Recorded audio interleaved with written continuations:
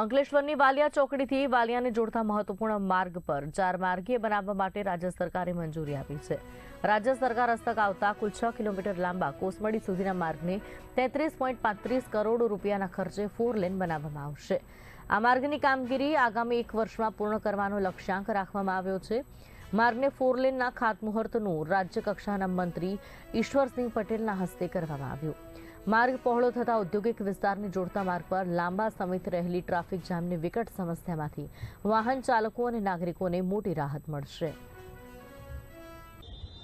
દેશના યશસ્વી પ્રધાનમંત્રી શ્રી આદરણીય શ્રી નરેન્દ્ર મોદી સાહેબ અને રાજ્યના મુખ્યમંત્રી શ્રી ભૂપેન્દ્ર પટેલ સાહેબ, ડેપ્યુટી મુખ્યમંત્રી શ્રી હર્ષભાઈ સંઘવીજી જે રીતે મોદી સાહેબ આ ગુજરાતની અંદર જ્યારે મુખ્યમંત્રી હતા ત્યારે જેમને ગુજરાતે ડેવલપમેન્ટ કર્યું હતું એ જ રસ્તે આપણા મુખ્યમંત્રી શ્રી અને ડેપ્યુટી મુખ્યમંત્રી શ્રી પર ચાલી રહ્યા છે। ત્યારે ઘણા વર્ષોથી આ વિસ્તારના લોકોની માંગ હતી કે વાલિયા ચોકડીથી કોસમડી સુધીના રસ્તામાં ઇન્ડસ્ટ્રીયલ એરિયા પર આવે છે, રેસિડેન્શિયલ વિસ્તાર પર આવે છે, એને લઈને કાયમ વારંવાર ટ્રાફિક સમસ્યા રહેતી હતી।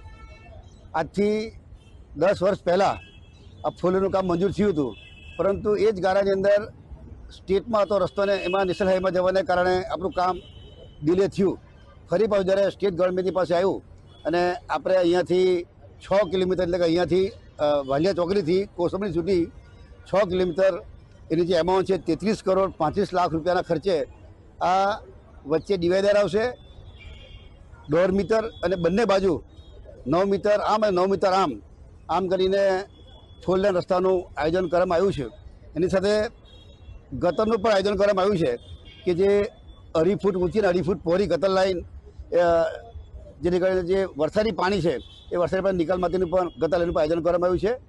અને આ 6 કિલોમીટર રસ્તો એ 18 મહિના એની ટાઈમ લિમિટ છે। 30/12/25ના રોજ વર્ક ઓર્ડર આપવામાં આવેલ છે અને 18 માસની અંદર આ કામગીરી પૂર્ણ કરવામાં આવનાર છે। કોન્ટ્રાક્ટરશ્રીને પણ વિનંતી કરીએ છીએ કે આ કામ જલ્દી પતે, 18 મહિના જેમાં રાહ ન જોવી પડે, 12 મહિનાનું કામ પતે એ પ્રમાણે કરીને જલ્દી બને એ પ્રમાણે અમારા પ્રયત્ન છે। અને આ જ રીતે આવા અનેક રસ્તાઓ રાજ્ય સરકાર દ્વારા પણ કરવામાં આવ્યા છે, કેન્દ્ર સરકાર દ્વારા પણ કરવામાં આવ્યા છે। ત્યારે આવનારા દિવસોમાં આનાથી પણ વિશેષ વિકાસ આ અંકલેશ્વરનો થવાનો છે।